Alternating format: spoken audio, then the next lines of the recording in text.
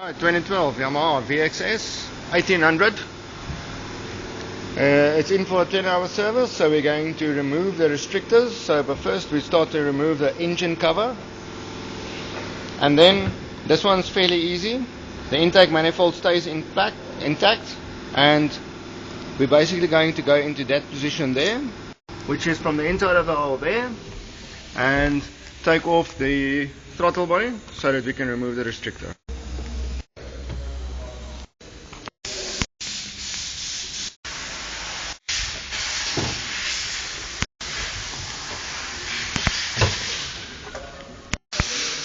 Right, air intake fittings have been removed.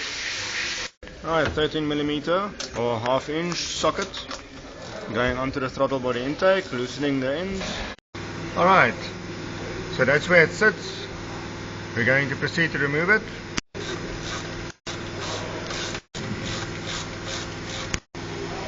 Okay, so before we're taking it off, we're just going to mark it with a pen.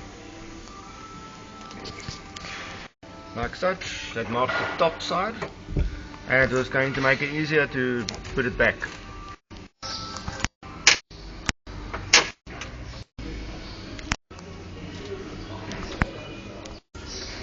Removing the washers so they don't fall in. Throttle body coming off.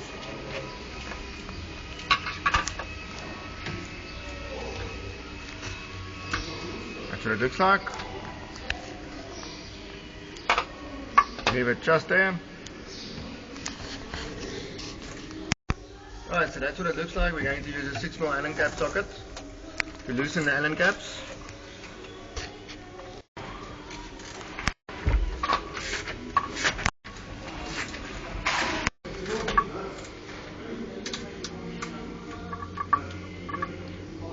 You can see they're quite tight, so remember when you re-fit it, make sure it's very tight. And we're going to mark it with a pen. So we've loosened the Allen cap screws now, just for ease of returning it back to its original position.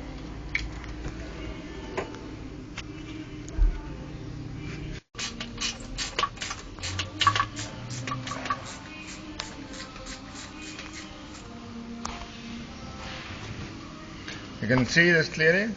That tappet cover and the engine block is different. The powder coating on the engine block and the tappet cover has been semi-galvanized to stop corrosion. They use an anodizing process to do it. Okay. Alright, so another marked section coming out.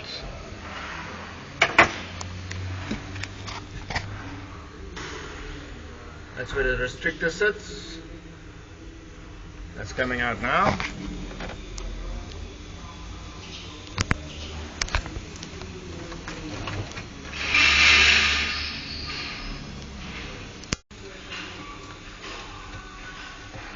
Okay, just for interest's sake, you can see the part that holds onto the restrictor is tapered. It's not like the SHO or the FZR that's not tapered, that you have to put in a power sleeve or a fitting that replaces the rubber. We take this motor's intake manifold and we put it on the FZR or the SHO, and it makes it much easier for turbo conversion. Everything fits to the front, intake sits there, and the turbo fits wonderfully. For turbo applications, these motors are excellent. We're battling a little bit to get it out. The restrictor is a little bit tight, so use a flat point screwdriver, a little one, and you just lightly wedge it bit by bit. You'll see it's quite tight, but once it starts moving, it's very easy to get it out.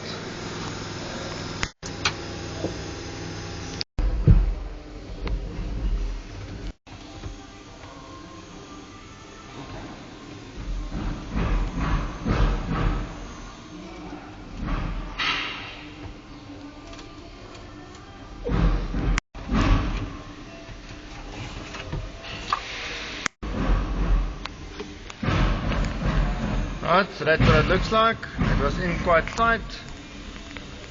and that's where it comes from. Right, so once this restrictor has been removed, that goes back, throttle body goes back, and everything goes back to position. The tools that we used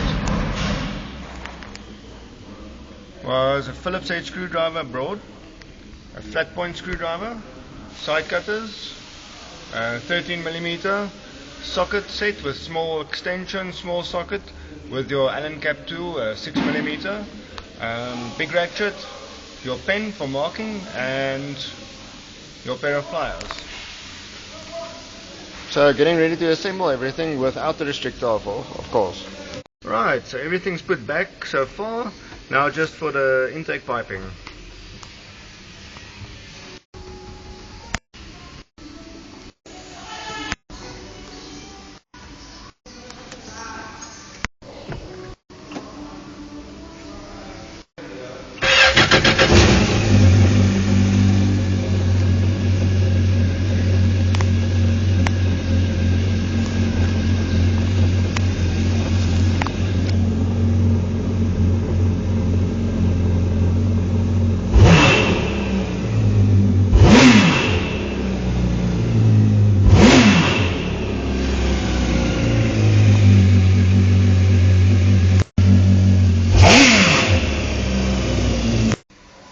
I'd always remember the exhaust system has got clamps. Always make sure the clamps are tight but not too tight.